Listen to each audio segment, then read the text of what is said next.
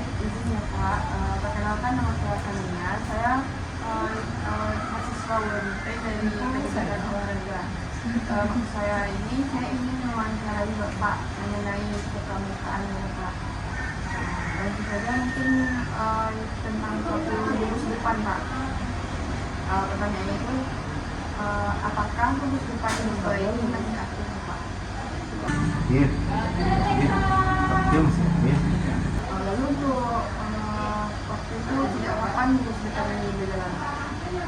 Kalau sejak kapannya pastinya saya tidak tahu ya sudah. Soalnya baru mengajar di sini, baru menjelang bertahun, belum cukup bertahun.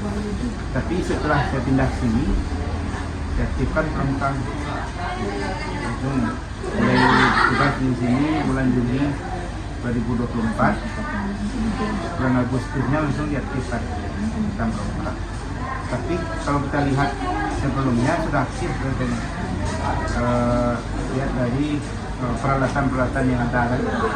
Dan juga ada pelang nama gerakan Gus Depan Pramuka SMP 6 ada. Berarti sebelumnya sudah ada kan. Nah, kita tidak tahu kenapa dulu pernah istirahat vakum sebentar dan dulu kapan dimulainya. Untuk berapa jumlah anggota pengajar itu yang masih aktif itu berapa ya? Sampai 50 orang benar. Tapi kan anak-anak namanya kan tidak semuanya datang latihan. Ya paling ada separuh. Tapi kalau ada kegiatan latihan yang intensif, kan, misalnya ada lomba, itu ramai datang tiap hari. Oh, tapi kalau cuma latihan biasa ya, itu kadang separuh. Lalu untuk bentuk struktur organisasi pada lulus depan sekolah ini itu bentuknya gimana? Kalau struktur posisi pramuka itu kan namanya Kamadigus. Kamadigus itu pimpinan tertinggi di struktur pramuka di Gugus Depan. Majelis Pembimbing Gugus Depan. Majelis Pembimbing Gugus Depan itu adalah kepala sekolah biasanya. Kalau di Pulau Tinggi itu, kalau di fakultas itu dekan. Kalau pulang di universitas itu rektor kan. Kalau gugus depannya tingkat universitas atau gugus depannya tingkat fakultas kan. Kalau di kecamatan Kamadicap, majelis pembimbing di kecamatan. Nah, kalau di sini Kamadigus ada pembina putra, ada pembina putri, ada pelatih dari luar dan ditambah dengan alumni yang mau ikut bergabung menjadi. Lanjut ya Pak, untuk apa saja tingkatan pramuka yang ada di sekolah ini Pak? Misalnya seperti siaga, penggalang, kemudian Kalau itu SMP penggalang, usia SMP itu kan 14 tahun, umur 10 sampai 14 tahun itu kan penggalang. Tapi mungkin kalau misalnya terus depan di kantor, ya kan, di Polda atau di Polresta, itu bisa banyak sebutannya, mulai dari siaga, tingkat SD, penggalang, penegak, campur. untuk pelaksanaan kegiatan pramuka Pak. Pertanyaan itu yang saya ingin tanyakan itu yang seberapa sering kegiatan latihan pramuka ini dilaksanakan di sekolah ini? Hari latihannya tiap hari Kamis.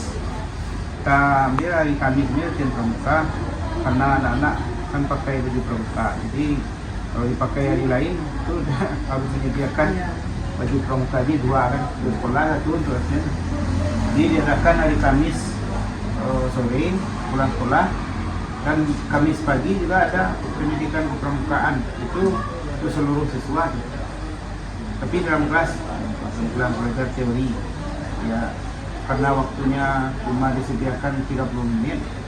Itu teori yang ya memperkenalkan pramuka kepada anak-anak secara umum ya. Misalnya sejarah pramuka kapan lahir. Kan setengah jam itu kan bisa siapa bapak pramuka atau apa arti bahasa dharma gitu kan. Kan bisa dalam kelas. Jadi saya guru menerangkan dengan kawan atau bercerita dia depan nanti waktu setengah jam. Pak, untuk apa saja bentuk kegiatan yang rutin dilakukan sama pramuka? Nah, itu hari Kamis sore depan sekolah. Ya, sore pulang sekolah, habis asar lah, habis salat asar anak-anak sini, kemudian jam 5:30 pulang. Kalau misalnya ada perlu latihan tambahan, ya Sabtu kan libur, Sabtu diadakan, kemudian Minggu juga diadakan.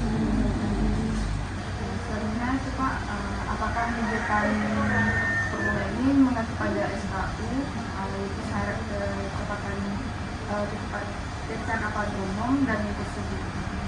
Ya, yang mengatur tahu anak-anak ini punya agenda, punya buku pedoman SKK tahu. Dan juga kalau sudah bisa dapat tanda apa bau itu, benar dikeluarkan. Bagaimana metode pembinaan yang dilakukan di Masjid? Misalnya seperti permainannya, latihan keterampilan, dan lain-lain. Yang jelas, pertama dulu teori ceramah kan, kemudian ada yang diceramahkan ini harus dipraktekkan, kita praktekkan. Nah, diselingi nanti untuk kegembiraannya dengan permainan. Lalu apakah ada kegiatan percemahan atau lomba yang diikuti oleh selain Pada baru kemarin beberapa bulan yang lewat SMP 34 tahu kat Simpang Rimop kan kita sambut Bayu itu ada lomba jumpa selam, jumpa pramuka penggalang kan ada lomba. Kemudian sebelum ini ada persami pertemuan Sabtu Minggu di halaman sekolah. Sebelum itu juga ada jambore tingkat kecamatan gabung SD dengan SMP. Lalu curang pada pertanyaan pada sana dan pertanyaan Pak. Jadi pertanyaannya itu apakah sekolah memiliki fasilitas pendukung kegiatan pramuka di sekolah ini? Kalau mendukung ada cukup untuk kegiatan luar cukup, tapi belum lengkap. Ini kan tuh kalau kita ingin lebih sempurna peralatan itu kan, apalagi sekarang tambahan apa ini kemajuan pendidikan ini banyak alat komunikasi kan, alat elektronik. Nah, ini masih memakai peralatan yang dipakai di TU, belum khusus untuk kegiatan pramuka. Hanya perlu radio kan. Juga lanjut pada pertanyaan kedua Pak. Apa saja sarana yang tersedia Pak? Kalau misalnya dari pramuka dan lain-lain. Sekarang sarananya tenda ya, seperti terpal untuk tenda itu, tikar, pancang, tiang, tali, tambah peralatan yang lain, peralatan kebersihan, memasak, diperlukan. Pak, sebelumnya apakah sarana tersebut sudah memadai Pak di Benar kita adakan perkemahan 1 hari 2 hari bisa, tapi perlu ditambah. Pak, itu tentang peran pembinaan dan dukungan sekolah Pak. Jadi pertanyaan itu bagaimana peran pembina dalam kegiatan pramuka di pada saat ini Pak? Dan dulu kapan dimulainya?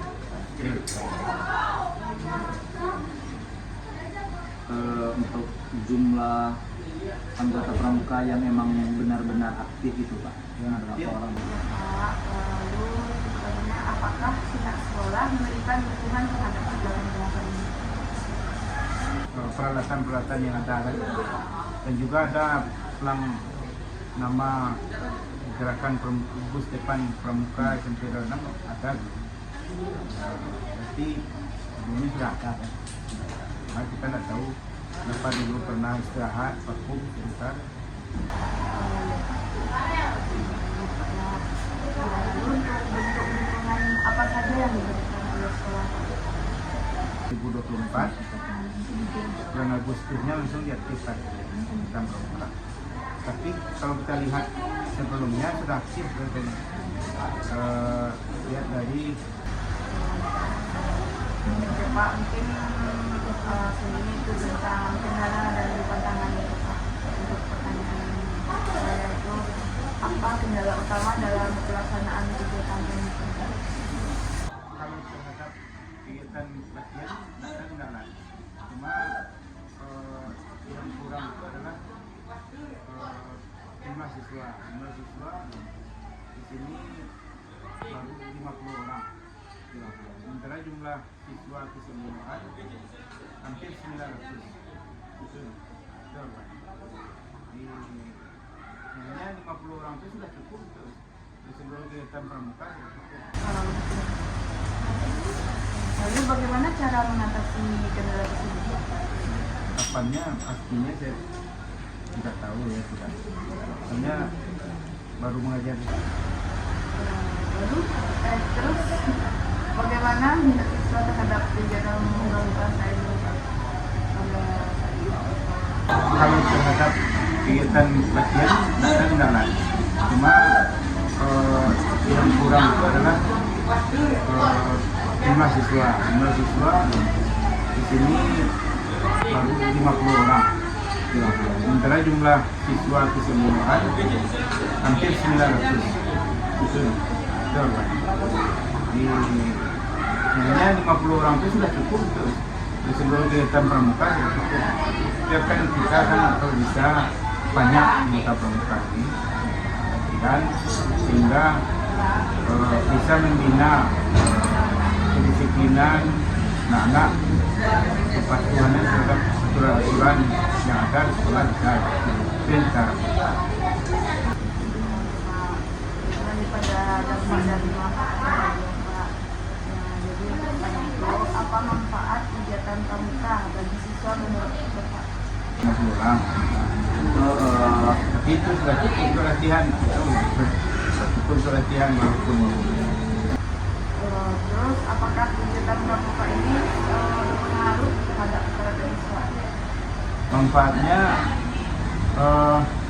di antaranya bisa melatih anak-anak ini disiplin, kemudian rapi dan pakaian, kemudian bisa bekerja sama dengan orang lain. Jadi tidak terbatas lingkungannya, saya kalau belajar teman-teman ini. Ketika pramuka itu sudah beda tingkat kan, ada kelas 7, 8, 9, itu bisa bekerja sama. Dia bekerja sama dengan gugus depan lain.